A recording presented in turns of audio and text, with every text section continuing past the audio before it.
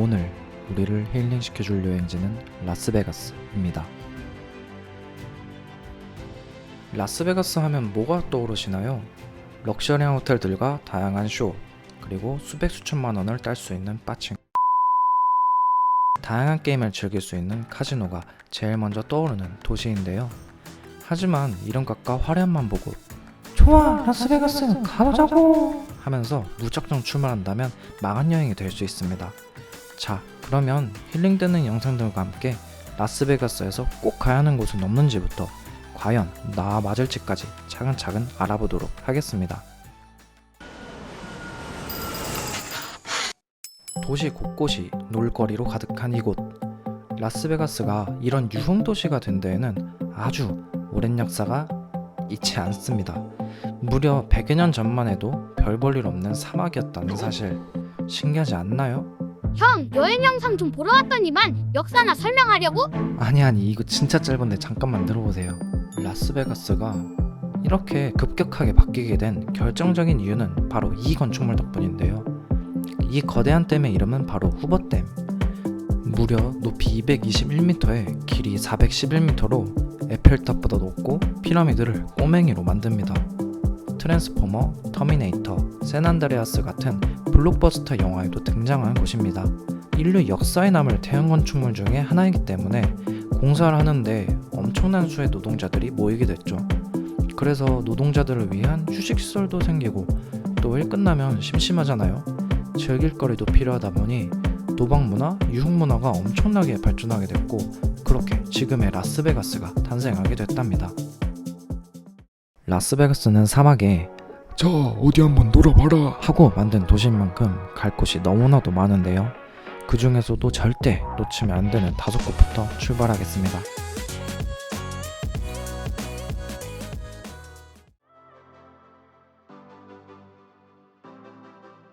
서울을 관광한다면 도시가 한눈에 보이는 남산서울타워나 월드타워가 필수 코스죠.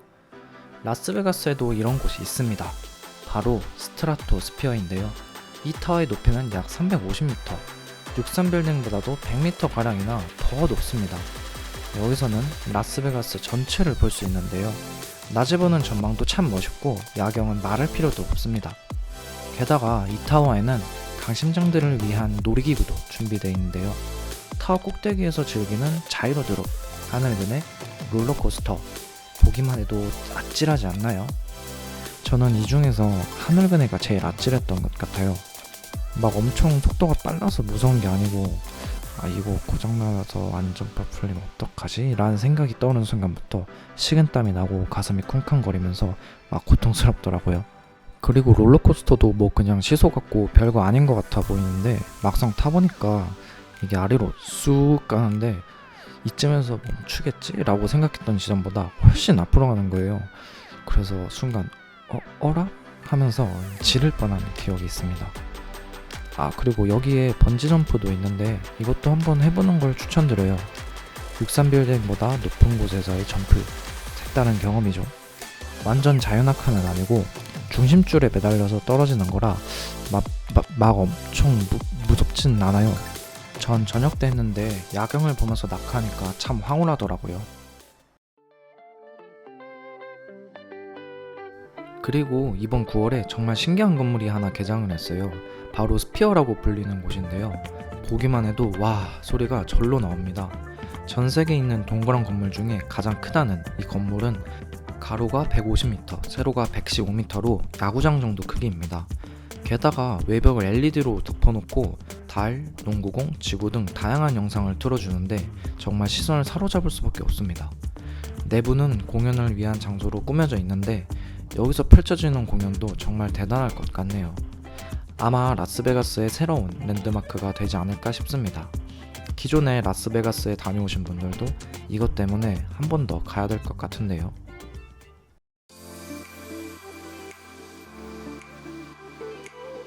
그 다음 태어나서 봤던 물 중에 제일 높이 솟아오르는 물을 볼 수 있는 곳, 벨라즈 호텔의 분수쇼도 놓치면 안 됩니다. 음악에 맞춰 나오는 분수가 진짜 이쁘거든요. 게다가 중간중간에 이게 말이 되나 싶을 정도로 높이 솟구치는 물기둥이 정말 장관입니다. 이 분수는 세계에서 두 번째로 비싼 분수라고 하는데요. 만드는데 든 돈은 무려 500억이 넘습니다. 또 이러면 첫 번째도 궁금하실 것 같아서 찾아왔습니다. 1위는 두바이에 있는 분수로 2,800억 가량이 들었다고 하네요. 자, 다시 돌아와서 분수가 보이는 식당에 앉아 분수쇼를 보며 한 끼를 즐기는 것도 정말 좋습니다. 주변 식당들 중에 피카소 그림을 볼 수 있는 피카소 식당도 있는데요. 다만 가격이 좀 사악한 곳이어서 인당 20만원은 우습게 나오는 곳입니다. 좀 더 가성비 있는 곳을 찾는다면 몬아미가비라는 식당도 괜찮습니다. 여기는 인당 5만원 정도로 맞출 수 있을 것 같아요.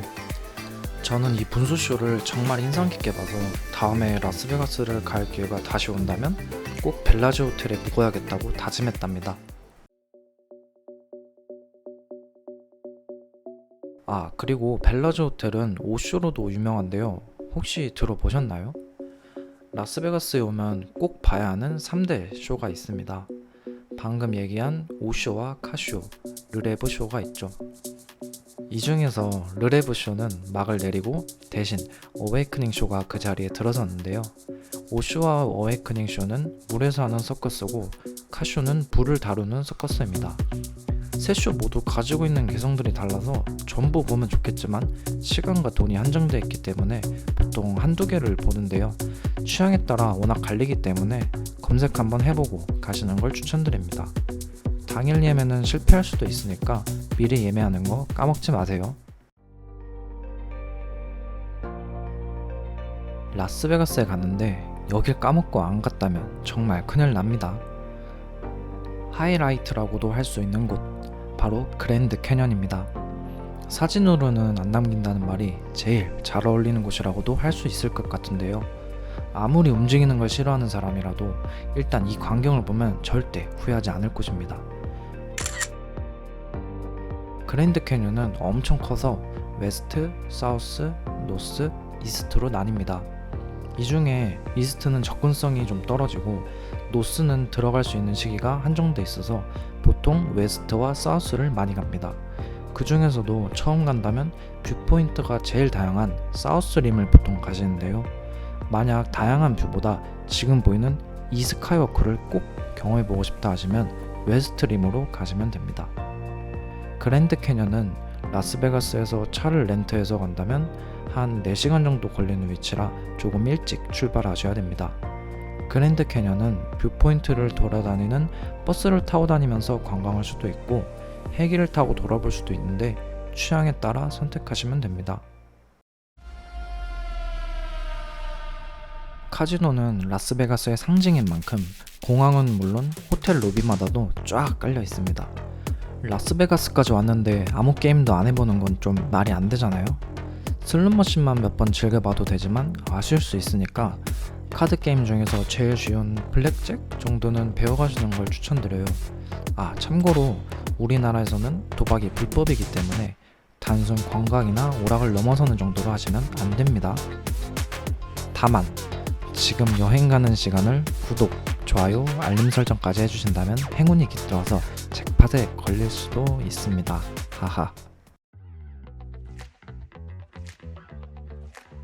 다음으로 필수는 아니지만 취향에 맞거나 시간이 허락한다면 가봐도 좋을 선택 여행지들을 말씀드리겠습니다. 왜 호텔 투어를 얘기 안 하나 하셨죠? 사실 라스베가스 하면 호텔 투어가 필수죠. 하지만 멋진 호텔들이 워낙 많기도 하고 호텔마다 취향이 갈리기도 해서 가보고 싶은 곳을 선택해서 가라는 의미로 뒤로 뺐습니다. 사실 까먹은 거 아니야. 쉿쉿, 절대 아니에요. 라스베가스는 세계에서 가장 비싼 호텔룸도 있었던 곳입니다. 팜스 호텔에 있는 엠파시 스위트라는 방인데요. 유명한 예술가인 데미안 허스트의 작품이 전시되어 있는 방으로도 유명하죠. 이곳에서 단 하루를 자기 위해 필요한 돈은 약 1억 3천만 원입니다. 현재는 럭셔리 서브마린 호텔의 러버스 딥 룸에게 1위 자리에서 밀렸는데요. 이곳은 하루 방값이 무려 3억 8천만 원 가량입니다. 라스베가스에는 이렇게 비싼 방도 있지만 일반 호텔룸의 숙박비는 되게 저렴한 편입니다. 메인 거리에 있는 유명한 호텔들은 평일 기준 3, 40만 원 정도고 조금 이름값이 떨어진다 싶은 곳들은 10만원 정도밖에 안 합니다. 우리나라에서 좀 괜찮은 모텔의 하루 숙박비 수준인 거죠. 숙박비가 이렇게 싼 이유는 호텔마다 있는 카지노에 더 많은 손님을 끌기 위해서라고 합니다. 아무래도 숙소를 드나들다 보면 슬롯 머신도 돌리고 게임도 하게 될 테니 말이죠. 그래서 한 번이라도 더 찾아오라고 컨셉도 정말 재밌게 해놨습니다.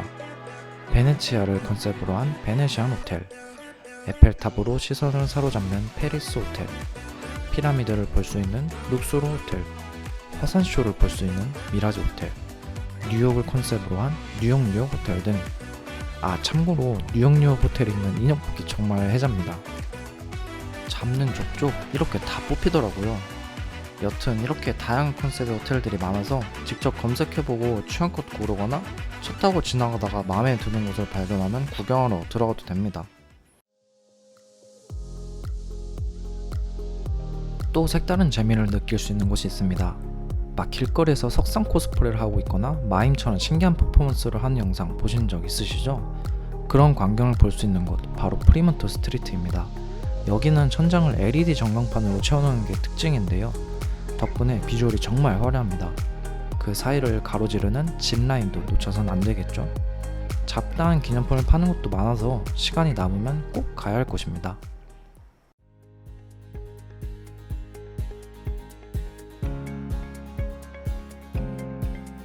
혹시 프리먼토에서 파는 잡다한 기념품에 관심이 끌렸나요? 그렇다면 또 가야 할 곳이 있습니다. 바로 라스베가스에 있는 다양한 브랜드 스토어들, M&M 스토어, 코카콜라 스토어, 허쉬 초콜릿 스토어가 있는데요. 각 브랜드에 관련된 다양한 소품을 살 수 있답니다. 한국에선 잘 보기 힘들기 때문에 선물로도 아주 좋습니다. 이런 위기템들을 좋아한다면 지갑을 두둑히 채워가세요. 그렇다고 여기에서 돈을 다 쓰면 안 됩니다. 아직 노스 프리미엄 아울렛이 기다리고 있기 때문이죠. 물론 라스베가스이기 때문에 호텔마다 쇼핑할 곳이 널리긴 했지만 싼 가격에 원하는 템들을 찾는 재미도 있잖아요. 미국이어서 싸게 살 수 있는 브랜드들도 여럿 있기 때문에 잘 찾아보면 득템하실 수 있을 겁니다. 자, 이 부분만 나오길 기대하신 분들도 있을 것 같은데 낮보다 밤이 더 밝은 도시에서 클럽을 빼먹을 수 없죠. 라스베가스 클럽들은 유명한 DJ들 많이 오기 때문에 클럽을 좋아하시는 분이라면 클럽만으로도 뽕을 뽑을 수 있을 겁니다. 라스베가스에서는 타카산, 미니아, XS 이 세 클럽이 유명하다고 하네요. 여기서 꿀팁 하나 알려드릴게요. 원래는 이 클럽에 들어가려면 몇십 달러씩 내고 입장해야 되는데 미리 게스트 리스트란 걸 작성해 놓으면 무료로 입장이 가능해요. 이거 광고 아닙니다. 이건 라스베가스 클럽 무료 입장 이렇게 검색하시면 금방 찾을 수 있으니까 클럽을 가실 예정이라면 꼭 메모해 두세요. 그리고 라스베가스에는 막 야하게 춤추는 스트릿 클럽도 있는데 여기 진짜 개쩌니까 시간 되면 꼭.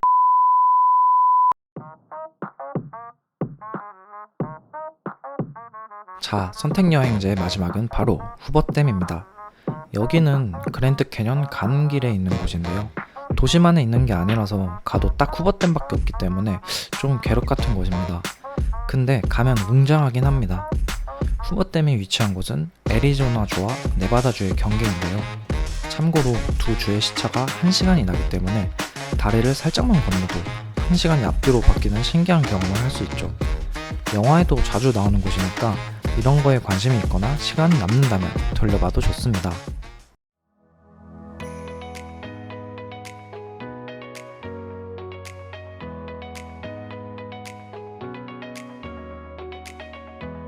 라스베가스는 호텔들이 워낙 많다 보니 푹 쉬는 곳이라고 생각할 수도 있는데요. 사실 그렇지 않습니다. 워낙 볼거리가 많아서 돌아다니는 걸 좋아하는 분들에게 적합합니다. 그냥 호텔 한 곳에 짱 박혀서 쇼나 보고 쉬면 되는 거 아닌가요? 뭐 그래도 되긴 하지만 그럴 목적이면 더 낭만적인 크루즈를 타는 게 낫죠. 다음으로 라스베가스는 뭐 거의 다 도시 느낌이지만 그랜드 캐년이라는 존재가 있기에 75%를 줬습니다. 도시를 좋아하지만 광활한 자연도 좀 보길 원한다? 이곳이 최적이죠. 즐기기 위해 만들어진 곳이죠. 여행은 생각 없이 놀고 즐겨야 한다 라고 생각하시는 분들이 가면 딱 좋습니다. 박물관에 가고 역사 육지를 보고 그런 배움은 거의 없는 곳이에요. 아, 도박을 하면 안 된다는 걸 배울 수 있겠네요. 미국은 선진국인 만큼 고생할 거리는 많이 없습니다. 게다가 라스베가스는 관광에 특화된 도시이기 때문에 정말 필요한 건 다 있습니다. 음식도 다양하고요. 차 하나만 빌리면 주차할 곳도 많기 때문에 정말 편하게 다닐 수 있어요. 다만 그랜드 캐년까지 차를 직접 운전해서 가신다면 조금 힘들 수는 있습니다. 정리하면 라스베가스는 돌아다니는 걸 좋아하고 도시를 좋아하지만 자연도 좀 보고 싶은, 그리고 즐기는 걸 좋아하면서 도전적인 것보다는 편안한 것을 좋아하시는 분들이 가면 베스트인 곳입니다. 자, 이렇게 오늘은 라스베가스에 대해 알아봤는데요. 영상이 너무 길어질 것 같아서 호텔이라든지 다른 여러 곳들을 자세하게 소개하지 못한 것 같아 좀 아쉽네요. 반응이 좋다면 라스베가스 2편까지 만들어서 못다한 이야기들 이어갈 테니 좋아요 많이 눌러주시고 원하는 여행지를 댓글에 달아주시면 다음 영상 제작에 참고하겠습니다. 미국의 다른 도시들은 물론 유럽, 아시아, 아프리카 등 세계 모든 곳을 다룰 예정이니 구독하고 같이 세계 여행 해봅시다. 지금까지 여행 가는 시간의 준이였습니다.